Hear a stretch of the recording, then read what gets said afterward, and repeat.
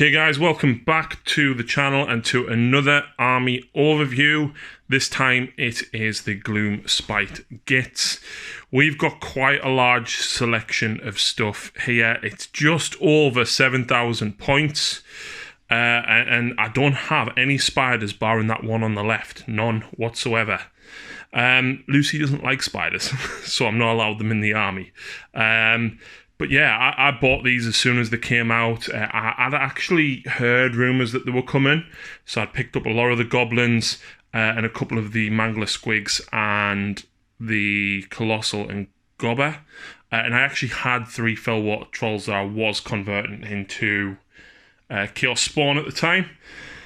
But nevertheless, we assembled this army, and I pretty much painted everything that came out each week by the time the next lot of stuff had came out, with the exception of the Gobberpalooza. They were so detailed that I didn't paint them up. I have included them in the points though, because I do own them. I just haven't gotten around to painting them yet. So we've got a full 100 goblins, 3 leaders. There's enough netters there for, so I think there'll be 15 netters, 3 gong bashers, 2 banners and 1 icon. Obviously the full unit of 60 takes both. We've got 15 squigs with the herders. We've got Zarbag's Gitz.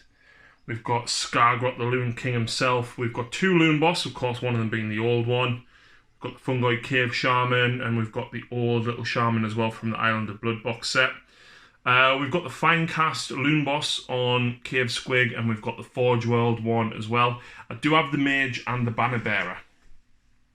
We've got 10 hoppers, and 15 Boingrot Bounders.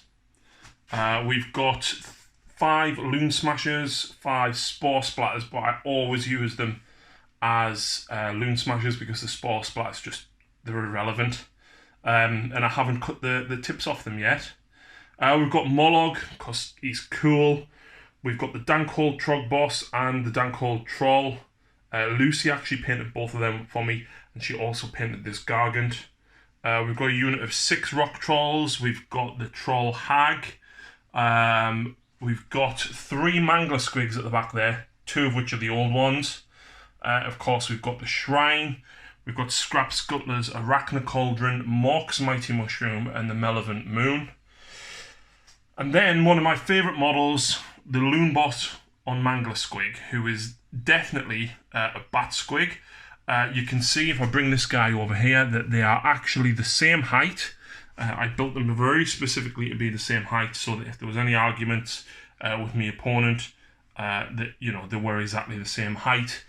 We just discount the wings for all purposes. But I had a couple of the old Finecast squigs, and they are the tiny wings off all of the Flesh Eaters that I built for Lucy.